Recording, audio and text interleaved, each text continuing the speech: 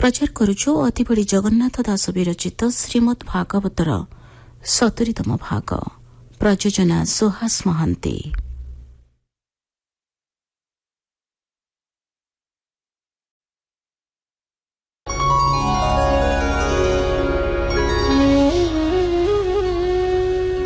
नारायणं नमस्कृत्य नरं चैव नरोत्तमं देवीं सरस्वतीं व्यासं ततो जयमुदीरयेत्।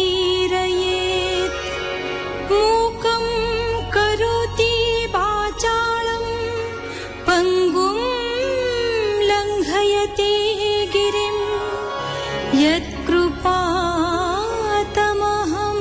वन्दे परमानन्दमाधवम्।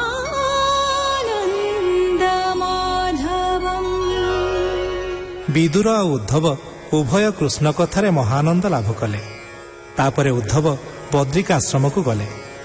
श्रीकृष्ण मर्तलीला शेष पूर्व ब्रह्मज्ञान मैत्रेय मुनि को देइथिले। उद्धवଙ୍କ उपदेश क्रमे विदुर गंगा तीर रे मैत्रेय मुनि को भेटिले। मैत्रेय उवाच विदुर साधु तव वचन जेणे तारिबे दुःखी जन। जे कथा हरि परायण विस्तारी तुच्छ तु कारण। व्यासंग विरचित स्वभावे जन्म लभिलु हरि भावे।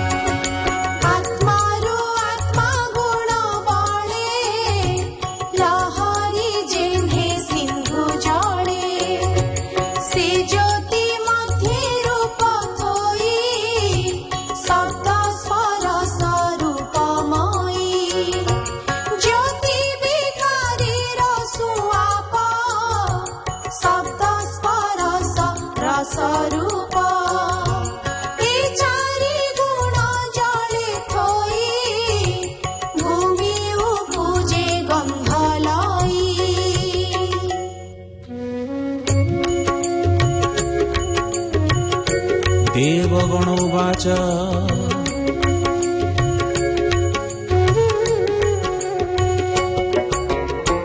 भो देव नमुत पयर प्रपन्न जन दुख हर। जे पाद पद्म आश्रय करी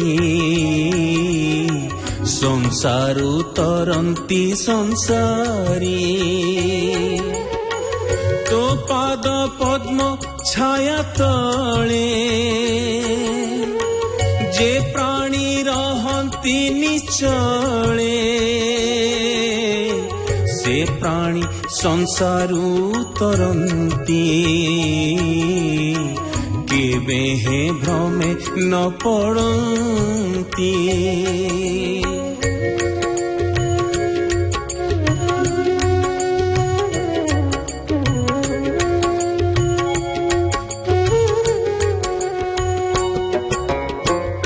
ଏଣୁ ତ ପାଦ ସେବାର୍ଥେ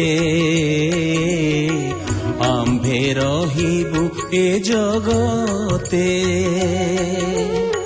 ସେ ପାଦେ ପଶିଲୁ ଶରଣ ପ୍ରସନ୍ନ ହୁଅ ନାରାୟଣ। ସୃଷ୍ଟି ସ୍ଥିତି ସଂହାର ଅର୍ଥେ তো অবতার এ জগতে। সে রূপ গুণ যে চিন্তন্তি এ ঘোর সংসারু তরন্তি।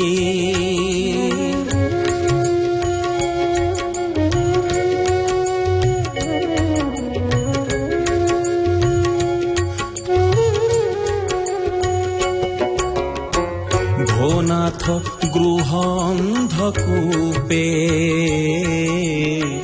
প্রাণী পড়ন্তি মোহ কল্পে। মুহি মোহর ବୋଲି ভাসি হৃদে বান্ধন্তি মোহ ফাসি। সে দৃঢ় বন্ধন বিষাদ হেড়ে খণ্ডই তোর পাদ। তো পাদ পদ্মে জগন্নাথ নিরতে রহু আম্ভ চিত্ত। হেমন্ত দেবঙ্ক বচন শুনি সন্তোষ ভগবান। ସେ ହରି ଚରଣେ ବିଶ୍ୱାସ ଭଣଇ ଜଗନ୍ନାଥ ଦାସ। इति श्रीमद्भागवते महापुराणे पारमहंस्यां संहितायां तृतीयस्कन्धे महाद्यादुत्पत्ति नाम पञ्चमोऽध्यायः। मैत्रेय उवाच हेमंत देवंक वचन शुणी सन्तोष भगवान। निद्रित प्राय लोकतंत्र ईश्वर इच्छार आयत। से काल शक्ति रूप धरी त्रयोविंशति तत्त्वे पुरी। सुवर्णमय से पुरुष रहिला सहस्र बरस। जड़े शयन नारायण अनादि परम कारण। सकल जीव आत्मा से ही सर्व शरीरे संचरई। अशेष प्राणी आत्मा यही खेलई अंश रूप होई। जगत गुरु हरि पादे भजिबे जुग अनुबादे।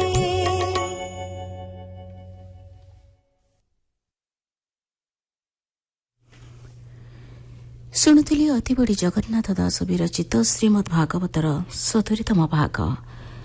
ଏହି ଭାଗରେ କଣ୍ଠଦାନ କରିଥିଲେ ସିଦ୍ଧାର୍ଥ ମିଶ୍ର, ଅରବିନ୍ଦ ମୁଦୁଲି, ମଧୁଲିତା ମହାନ୍ତି ଏବଂ ସାଗରିକା ମହାନ୍ତି। ବେଦର ସମ୍ପାଦନା କରିଥିଲେ ଡକ୍ଟର ବୈଷ୍ଣବ ଚରଣ ସାମଲ। ସଙ୍ଗୀତ ଓମ୍ ପ୍ରକାଶ ମହାନ୍ତି। ବର୍ଣ୍ଣନା ସଞ୍ଜୟ କୁମାର ଶତପଥୀ। ପ୍ରଯୋଜନା ସୁହାସ ମହାନ୍ତି।